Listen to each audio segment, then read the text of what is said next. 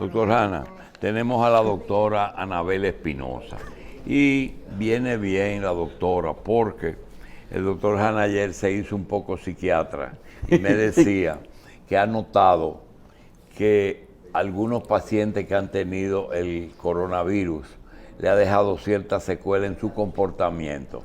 ¿Usted tiene algún reporte de eso? Mira, hay una charla interesantísima de José Silier, que está en televisión, sobre el impacto neurológico, sistema nervioso central del virus del coronavirus, igual de que cualquier otro virus. Sarampión lo hizo, viruela lo hizo, todos lo hacen. Pero este virus, por ser tan masiva la contaminación y el confinamiento que lleva, porque antes no te confinaban, pero el confinamiento y demás ha hecho que muchas personas se alteren psicológicamente hasta llegar a punto de necesitar ayuda psiquiátrica. Bien. ¿Sí, doctora? Sí, así es. O sea, nadie estaba preparado para esta situación que cambió el curso de lo que nosotros teníamos como una enfermedad que vino, un tipo de gripe, se medicaban y ya, pero el aislamiento marcó un antes y un después en todas las áreas de la vida del individuo. O sea, no estábamos acostumbrados a esos niveles de restricción, no estábamos tampoco acostumbrados a que incluso familias y amigos cercanos se vieran divididos.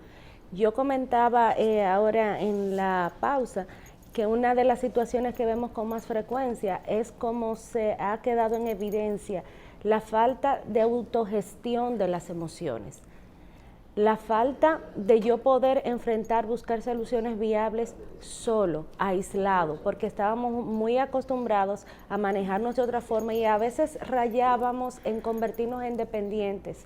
Sin embargo, ahora hablamos de que despertó una alerta tal cuando empezaron a salir casos que no era que la gente se agripaba y a los 3 días se recuperaba, era que la gente moría. Era que pacientes Los americanos han perdido 880.000 ciudadanos muertos por COVID. Los dominicanos estamos cerca de 5.000 ya.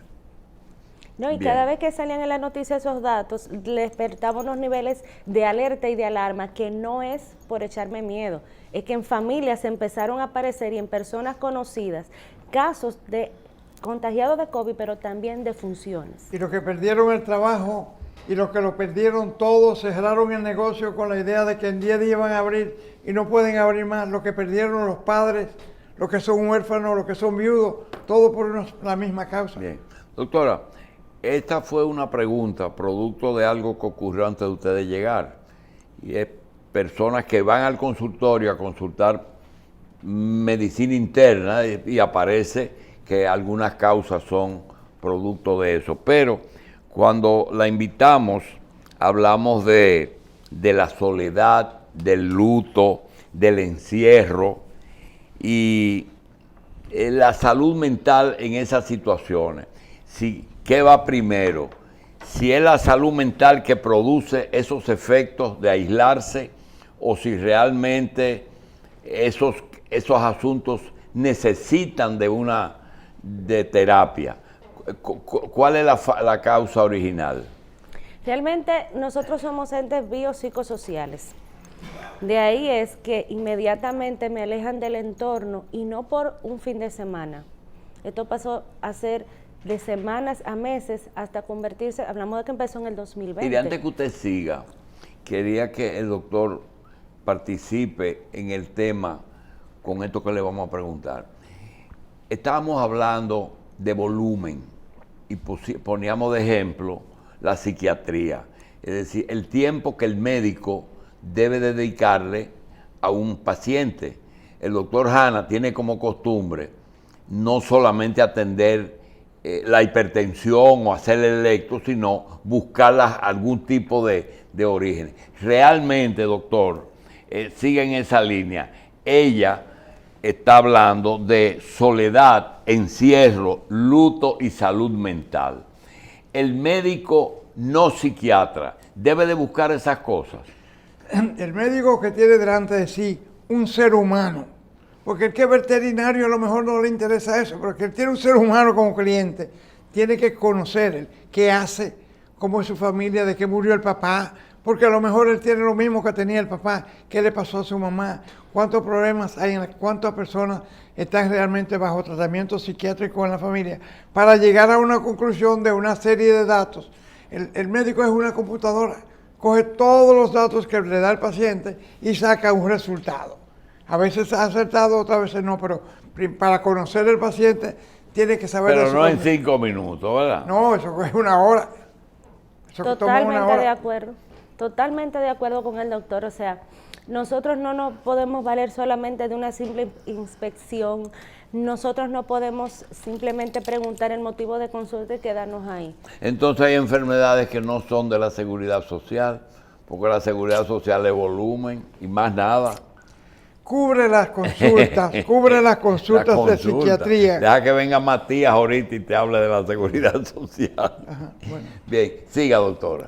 Sí, o sea, siguiendo la misma línea de lo que mencionaba el doctor, es necesario porque a veces el paciente llega y tiene un motivo de consulta que no necesariamente es lo que genera mayor interés. Me duele desde el punto todo de el vista cuerpo, clínico. doctor, todo me duele. Entonces, sí, todo me duele. Y tú le examinas y está bien, pero aquí arriba está dañado. Sí, el paciente puede llegar por un dolor inespecífico. Y cuando uno empieza a indagar, de hecho, cuando va en compañía de un familiar es oro molido, porque a veces el paciente, en medio de la situación que está viviendo, puede decir lo que él entiende que más le afecta, sin embargo es el familiar o alguien cercano quien nos puede mostrar un punto de vista objetivo de qué tanto eso está afectando su función general global. Entonces, cuando el paciente, nosotros no nos podemos quedar con que simplemente es como algo que siento, doctora, últimamente, que no se lo puedo describir. Es el síntoma que a veces ellos van a consulta por el síntoma que más les importa y les afecta, pero que no necesariamente es el causante de lo que le está pasando. No necesariamente. Y desde el punto de vista clínico, no es lo que puede comprometer más al paciente a largo plazo. ¿Y te da trabajo encontrar la causa original? Al final está el trabajo de A uno, veces. doctor. O sea, uno, dependiendo del paciente, trata... Pongan esas 3 cosas que le traté. Trastorno de sueño, ¿es un motivo de consulta también? Muy frecuente. Recuerde que el tema del coronavirus, con el aislamiento, el trabajo en forma remota, la escolaridad en forma remota, llevó a que se empezaran a manejar unos horarios muy laxos. No, está bien, yo me puedo conectar más tarde. Se conectaban con la cámara apagada. ¿Qué pasó? Las personas empezaron a perder estructura de horario y eso empezó a pasar factura, porque incluso se aislaban todavía más, porque en un horario donde se supone que yo estaba cumpliendo funciones productivas, simplemente estaba durmiendo.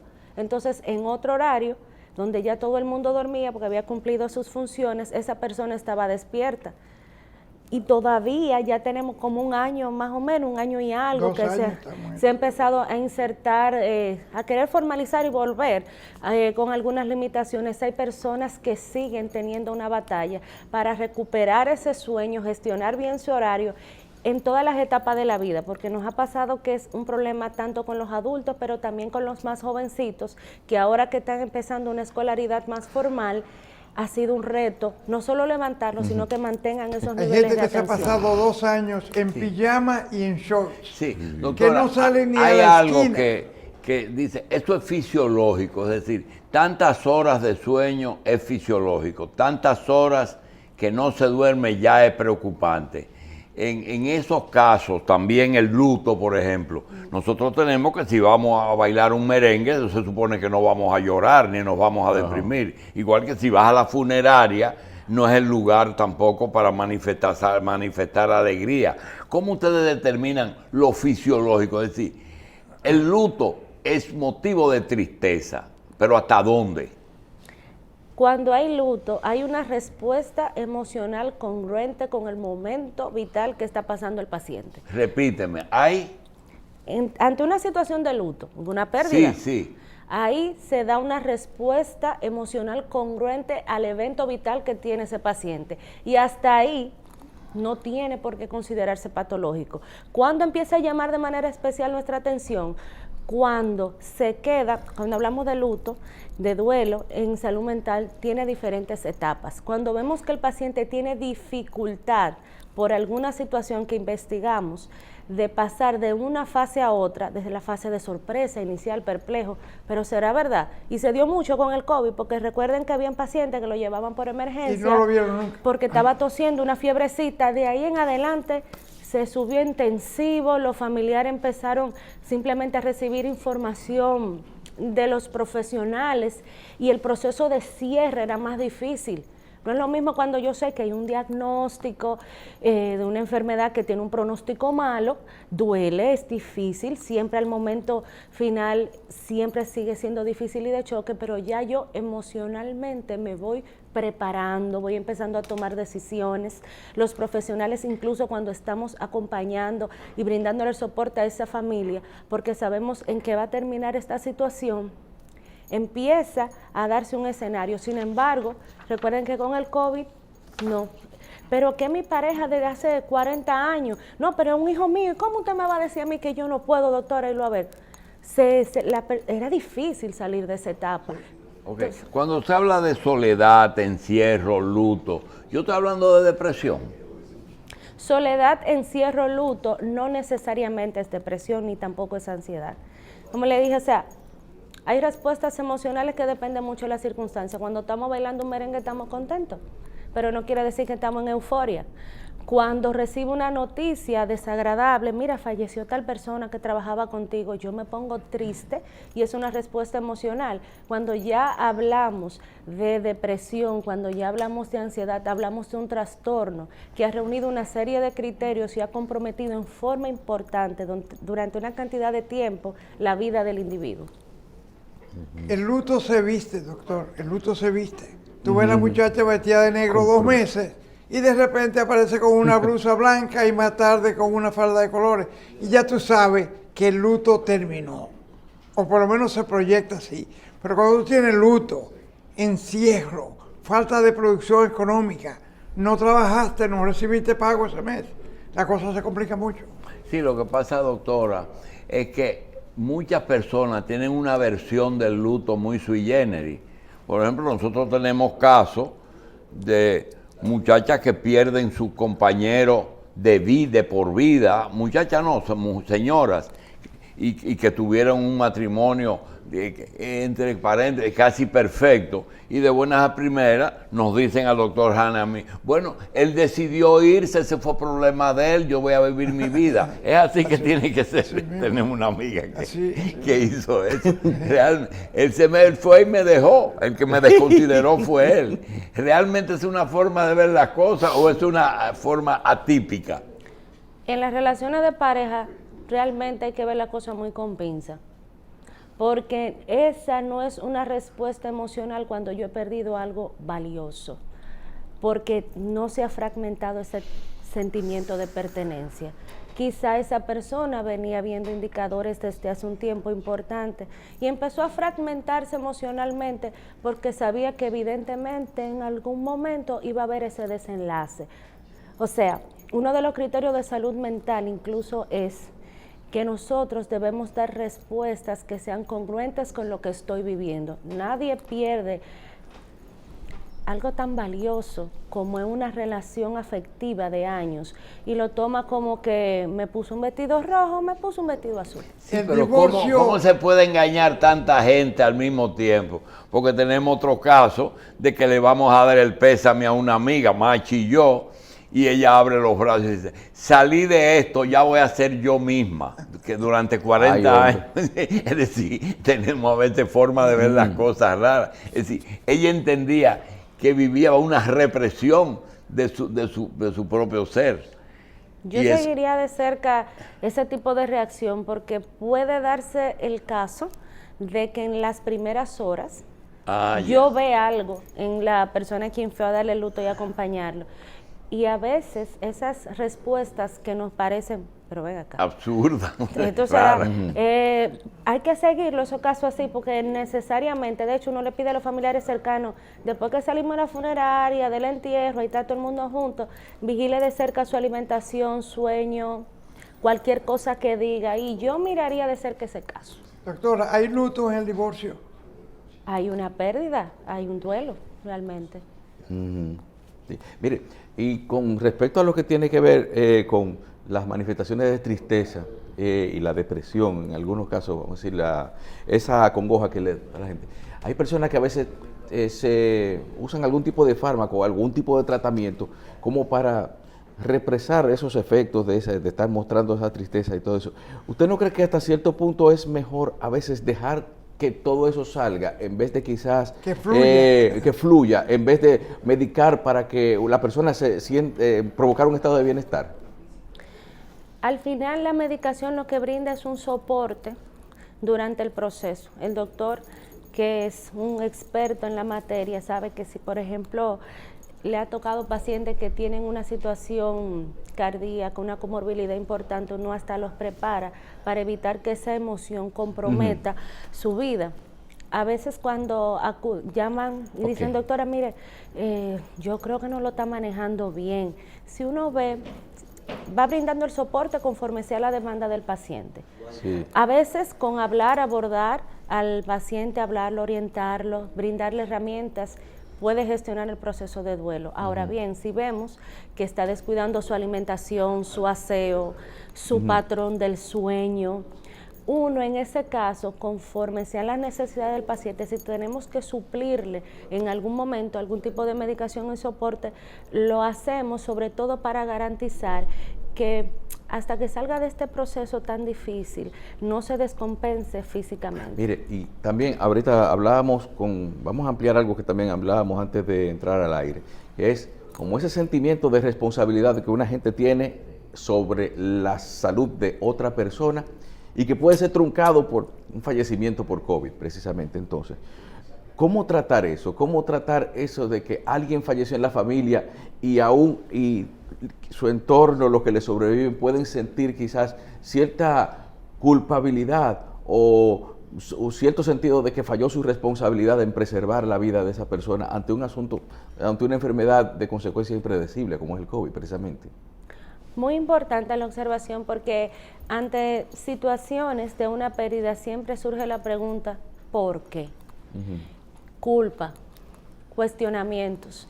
El COVID ha llevado a familias a preguntarse, pero cuidado si fui yo, que soy el que está saliendo a la calle, que vine, traje la enfermedad para acá, y mamá, papá, la abuelita, mayor edad, mayor comorbilidad, pero fue culpa mía. Yo he tenido de frente personas que me han dicho, ¿por qué que yo soy? Porque si yo no hubiera salido, si yo no hubiese salido en ese momento, si yo no estuviera en tal evento, en esa situación, en ese momento uno primero escucha atenta y posteriormente empieza a llevar a la reflexión a esa persona que en medio de esa tristeza tan grande.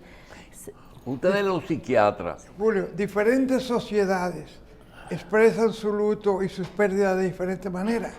Hay veces que la persona que falleció tenía mucho tiempo en cama, estaba muy enferma, no tenía salida. Descansa todo el mundo. Y la gente respira tranquilo y dice, bueno, descansamos todos. Todos. No es que tú lo aplaudes, bien, pero tú tienes una expresión también. Ni lo celebras, pero hay tranquilidad. Doctora, en el caso de la soledad y del encierro, ¿ustedes miden eso como patología? Por ejemplo, el ermitaño, la persona que no quiere tener mucha gente alrededor. El antisocial. ¿Cómo es? El antisocial. Bueno, eso ya es otra cosa, ese es el extremo.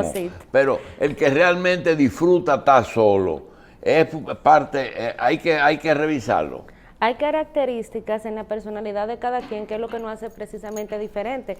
Y hay tipos de personalidad que su área de confort precisamente consiste en ese aislamiento y se sienten cómodos, o sea, ya pudiendo integrarse en una forma presencial, y uno se da cuenta, evaluando la situación, evaluando a la persona, que no es por temor al contagio.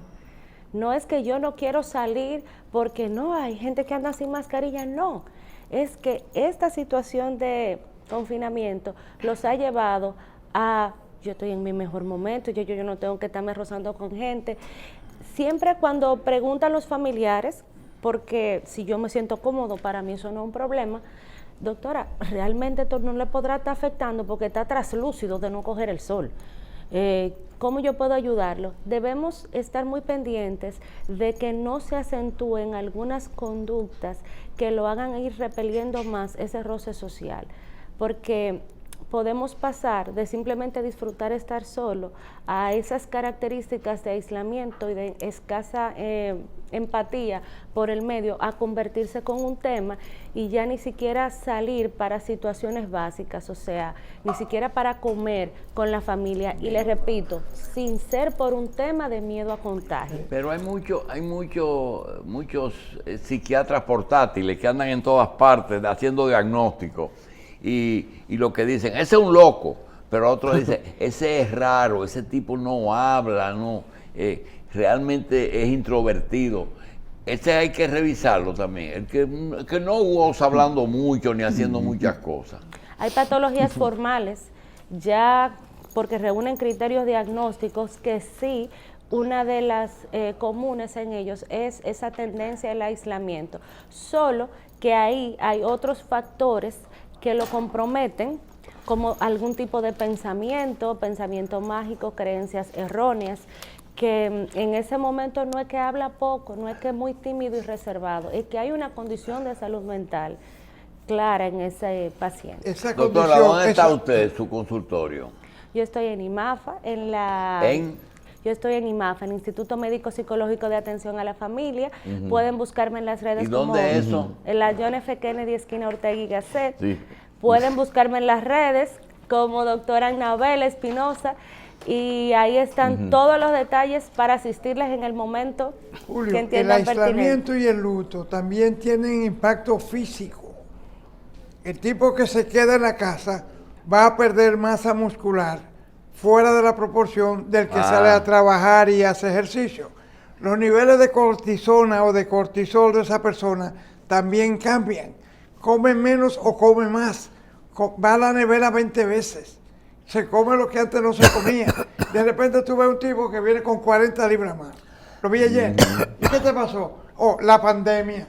Coño, y la pandemia engorda. No es que el virus el virus no es que abra el apetito, sino las condiciones. Es que está sentado en la silla y, y comienza a pedir. Lo que pasa es que caemos en los cielos, lo que él nos ha enseñado, que tú tienes que ver al ser humano dentro de su contexto integral, ¿verdad? Oye, no, 40 no libras en una pandemia. Aumentar 40 libras en una pandemia. Doctora, gracias. Muy amable por estar con nosotros. Entonces quiere cirugía bariátrica. No, con la misma forma que tú engordaste, rebájala. Bien. Doctor, Anabel Espinosa, gracias. Un placer. ¿De dónde son los Espinosa?